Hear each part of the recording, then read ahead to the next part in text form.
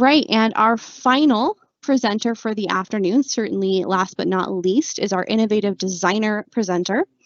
Just again, quickly, I'm going to go over the innovative designer standard in ISTE before we switch over to her presentation. So innovative designer is students will use a variety of technologies with a design process to identify and solve problems by creating new, useful, or imaginative solutions. So that can be a little bit of a blend of the two things that we already talked about, right? They have to computationally think about problems, and they have to be a creative communicator, and then from there they can design solutions. So a lot of these standards have a little bit of interplay and build off of each other. Some guiding questions you can ask yourself to make sure that your students are innovatively designing is listed here. And again, we're not going to go over those because we have just about 20 minutes left, and I want to make sure Kylie has plenty of time. But definitely check out these guiding questions and ask them of yourself, ask them of the work your students doing, and see if you're meeting these standards without even realizing it. I find that a lot of teachers are already meeting quite a few of these standards. All right, and that being said, we're going to go ahead and learn about ArcGIS with Kylie. Kylie is an education specialist, and I hope I got the right job title there, with ArcGIS, which again is a mapping tool, but with incredible superpowers. So Kylie, go ahead.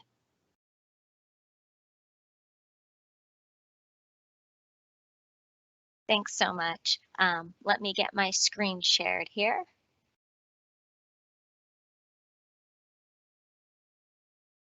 And let me know if you're seeing my browser window there. How's that look? It's come through nice and clear. Perfect. So what you're looking at right now is actually Esri's homepage. And the only reason I'm starting here is just the stuff that Alexandria was just saying. So Esri is mapping software. And you can see there's very little about schools on this page, right? It is the mapping software used in professional industries. But what's really cool, I think I have the best job in the world because my whole job is to give our software to K-12 teachers and help them use it, because we understand that having spatially literate students and children is what's going to help solve all the problems our world faces. So I'm going to kind of build into this a little bit. I see our tool used in a couple different phases. And so I want to start with you guys at the beginning, which is just using a map. So we have maps that exist that you can use. For example, right now, we're looking at a map about marine debris. Okay, so I can see it, I can interact with this map, I can move around. I can click on things like, what is this blue arrow? Okay, it's a cold current.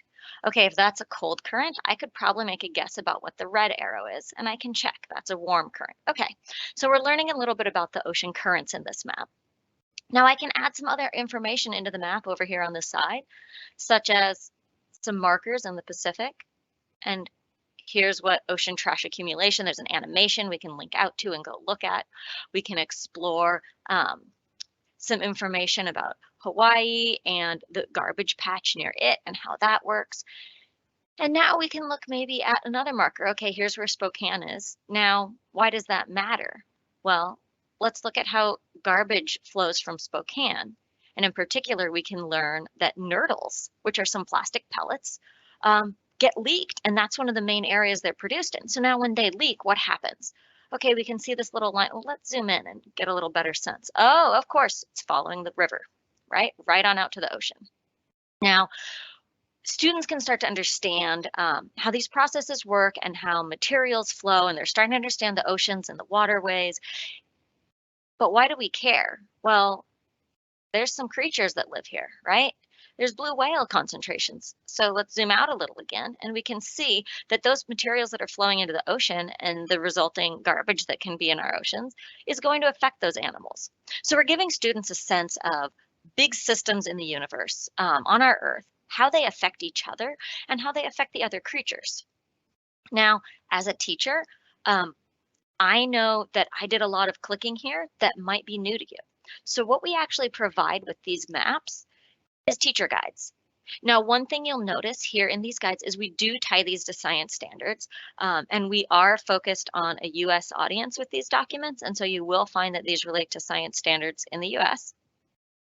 And we talk about some of the learning outcomes we expect, and we take you through some questions and things to do with your students. That's kind of like what I just did.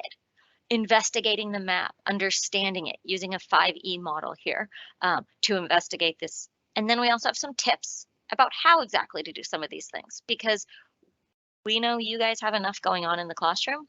This is, as I mentioned, a real, it's called GIS, a Geographic Information System tool. You don't need to use the whole thing. We're going to help you and hold your hand and get you comfortable with this tool so that you can explore these maps with your class. Okay, so that's kind of phase one, using a map. Now, before I get away from that though, what if you don't want to learn about marine debris, right? That may have nothing to do with your class. Well, that pairing I just showed of having a map with a teacher guide with it is what we call a geo inquiry. So a geo inquiry is that pairing, right? You get a PDF with a link. I'm going to jump back to the PDF for a minute. This link right here is how the magic happens. When you click that link, it opens that map I was just looking at. And we don't have just one of those. So we have quite a number of collections, everything from literature to earth science, environmental science, US history, and all the way through world geography and world history. Now you'll notice one is called Upper Elementary. Don't be fooled by that. While it focuses on standards from kind of more the elementary area, we have people at the collegiate level who use some of these from the Upper Elementary collection because we give you that guide. And you as the teacher are able to take these guides and make it apply in your classroom with small tweaks and working through this material. Or of course, you can follow the guide word for word. It's really up to how you want to work with the activity. So these geo inquiries are designed as an on-ramp for you. One of the important things is understanding really how to use one, right? And I've talked a little bit about it, but when you're looking at these later, you're going to find this link right here at the top of the page. And I'll be sending out links to all of these later. So in fact, you'll see a link right here for getting to know geo inquiries. And I already have that open. So I'm just going to jump to the next tab. And what this is, it's called a story map. And the only reason I mention that's what it is because you'll hear that term again in a little bit. But what it is it's a formatted website that's pretty easy to author, actually. Excuse me. And this one takes you through geo inquiries and how to use them with your classroom. It also talks a little bit about that PDF and what you'll find in it, like I was just sharing with you. And it talks about how we actually have a couple levels of geo inquiries and what that means. And it teaches you really quickly how you can interact with these maps, right? So you might even show this with your students if you want to put the map in front of your students and let them explore it. That's going to be up to you. Or you could run it on the big screen in front of the class. Again, a choice you can make. So this document is going to take you through all of that. And this is kind of your guide through it. And then you, of course, have the PDF that is the guide for the specific geo inquiry you're working on. Now, I called that phase one in map use, right? Because before we can really start to design our own maps and design our own inquiry, right? We need to kind of get exposed to some to get some examples. But now we're ready. So let's move into phase two. And what I think of as phase two is when you're going to be able to participate in some projects. So we have a site called Geo Projects. And again, I'll send you these links after. Of exactly what it says, projects with geography that you can jump in and explore. Maybe you want to look at pets that students have or favorite colors or where you find trash around your school. There's just a variety of projects in here that you can come in and participate in. Now, unfortunately, Amazon Web Services is having a glitch today. So earlier I could not load the actual project to show it to you. I'm going to try to and see if we have any better luck yet, but so far I'm guessing no. All right, so what I'm going to just let you know, those projects, what we've done is we've presented them in the same format that we taught about geo inquiries. So it's a story map. What's powerful about that is we can combine a bunch of information into one web page. But what I've done since I can't access that one web page is I have some of the components open so you can at least see what would be included. So in the favorite color project, let me actually jump to a different view in here really quick. This is the designing view of it. But when you're using this project, what you'll be doing is filling out this form. So this product is called Survey 123. It's a lot like Google Forms. The only difference is that you get a map and you can add location information into your surveys. So in this case, the person filling out the survey can pick a favorite color and they can place themselves where they are on the map. Now, we recommend, of course, with students, maybe put it over your school, put it over a major intersection near your home, because again, you wouldn't want to put it at their actual home. So it's a great opportunity to discuss with your students also, protecting their own personal information. And then you're able to submit this data. Now, when I submit that data, it goes into a map. This is just like that map of the oceans we were looking at earlier. I can click and see the information. Now, in this case, the only information I have is the color, and obviously that's being shown by the color of the dot, as well as the location, which is shown on the map. So clicking doesn't offer a ton more, but it's a way for students to see the information they've provided show up on a map and see where other people are giving answers. But say I was to ask you from a project point of view, so what's the favorite color? Right? That's a little bit hard to see in here, right? A map is not necessarily the best way to answer every question that you might want to solve through your project. So we do have tools called dashboards that help us take that same map you can see, but wrap some other information around it. So you can see the most recent colors that were added to our map. You can also see how many people have answered the different choices. You can see how many people have answered in all, and just different breakdowns of this information. And then you could take that information and look at it in new ways, right? Because maybe we want to see where people are answering our survey from. So this is called a heat map, where I've taken each of the dots and basically pretended it's a little light. And where there's a lot of these dots together, their light's going to be brighter. And so that's what you're seeing here. Or you could take it and want to investigate one color at a time. So again, this is my same map. I've just turned some on and off so I can look at just the colors I'm interested, or perhaps more of them. Now, what you can also do with this project is then take that and combine it. So now we can look at the purple and the pink and where the hot spots are for that. Okay, so this project in and of itself, favorite color, is pretty simple, right? But the power of it is to start students thinking about how data can contribute to questions they want to ask and patterns that they want to understand. All right, so I'm going to show another example of a story map since my other ones weren't working, so that I can give you a sense of how this might look as a complete project. And in this case, it's kind of your report now, right? You've done your work, you've investigated, and we're going to wrap all these things into one and tell the story. Now, this one in particular is about SDGs, and another person put it together. But as we can scroll through this information, you can see an interactive map and information that goes with it. So the power in a story map is I can take that map that I made through my project and wrap some text and other content with it so that I can start to communicate the results. Because solving a problem and designing a way to answer a cool question isn't the end, right? You need to communicate that. You need to share it. And so the story maps are going to help you to do that.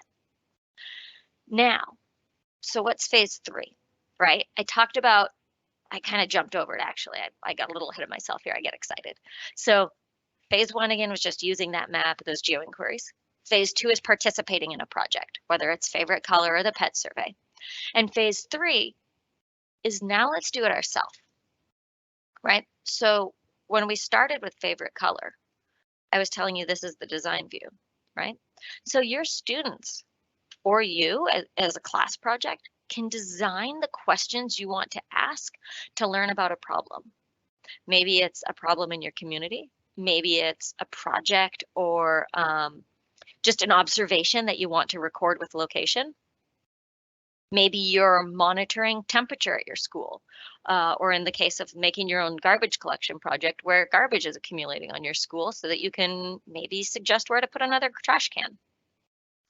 So now in phase 3, we've experienced enough projects that we can start to design our own. In this design, you're going to have to think about designing your data. What information do you need? How do you want to structure that?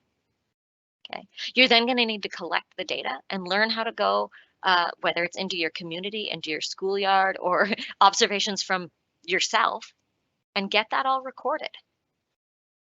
From there, you get to move into the map. You get to design the map. You get to choose things like what color should the dots be? You get to choose things like what information should display behind it. For example, I often like some of these darker maps because now my data can really shine, right? I'm not quite as distracted by the countries. And you can learn about bad examples too, right? Perhaps someone were to pick a map that looked a lot like the wall map you might be used to. this gets really hard to read. So we need to talk about some of these choices that you make and how you make the choices and how you come to good decisions. You can also choose what information is on the map because as you can see just from all these dots, it is very easy to imagine a map with too much information.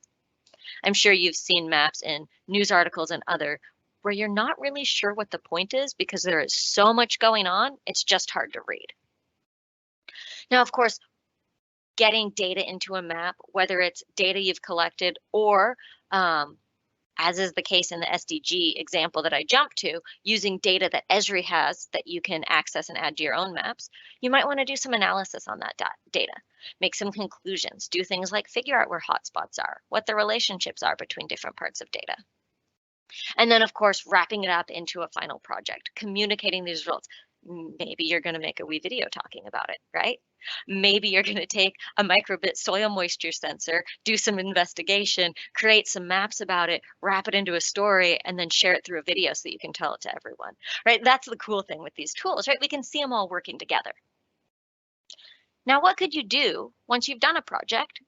Well, Esri actually runs a competition each year for US high school and middle school students where students do research about something within their own state, create a story map, and submit it for prizes. Now, this map is showing us what states are participating for this coming year, and California is already participating. So this is something you could get your students involved in. And again, the whole idea is it's a student-driven project. So once you've done that project design and work, there's another place to kind of make use of that work, right? Let's submit it to a competition. Maybe this is the goal, or maybe this is just an aside along the way. All right, so just as a reminder here, we are Esri. We make mapping software. We're going to give that to you guys so that you can do cool things. Much like the other tools you've seen today, it's only limited by your own imaginations and how you want to apply it. One thing to be aware of with our software, to create these things, for example, you decide to make your own survey, you need to be able to save it. Now to do the saving, you're going to need an account. You'll see I'm signed in here. If you just want to use a geo inquiry, you don't need an account because you're not saving. Our maps are free for you to use. However, to get an account and save, you guys are in luck. Your school district has already set that up for you. So you can work with the district and they will have accounts for everyone. All right, so again, let's build up the spatial knowledge of students by having them use maps, exploring, discovering, making connections. Let's then participate in some projects, adding some information, exploring the effect on the results, understanding what kind of questions we might ask that have geographic components to them. And then let's move into designing projects. What questions do you think your students might have that there's some location involved?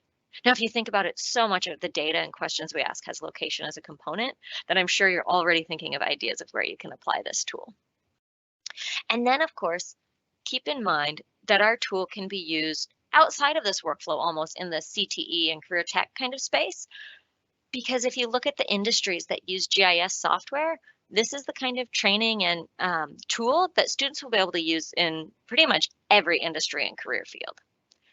Along that trend as well, we are working on a GIS certification for understanding the fundamentals and the basics that will be appropriate for some of the students going through some of the CTE and GIS tool programs. All right, that's what I have for you today. I did not check in the comments, so have any questions come in that we want to speak to? Hey, Kylie, fantastic job. I didn't see any questions, so I think you did a great job. I did, however, use the announcement feature to post a link to the Google form. As Kylie went over, there's plenty of stuff that is free for you to use. You don't need an account or anything like that. If you do want to go next level, start creating your own geolocation-based surveys, there is a Google form that you have to fill out with our district, and my team works on getting those accounts up and going. So if you'd like an account, go ahead and use that Google form to get that account process going. Perfect. Thank you. That was the one piece I wasn't sure what your teachers would need to do, so I'm glad you've answered it for them. Thanks.